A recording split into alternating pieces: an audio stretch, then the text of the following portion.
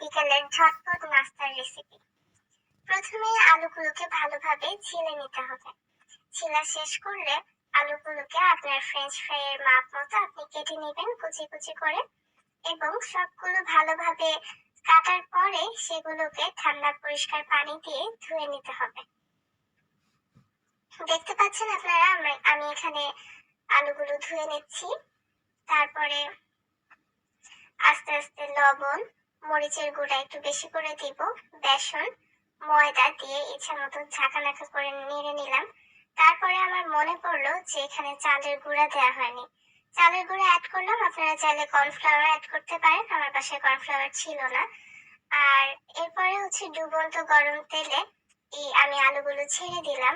আমি কিন্তু কারো রেসিপি ফলো করছি না, এটা একান্তই আমার নিজস্ব রেসিপি এবং খুব কম সময়ে এই রেসিপিটা হয়ে যায় এবং খেতেও রেস্টুরেন্টের মতো টেস্ট আসে।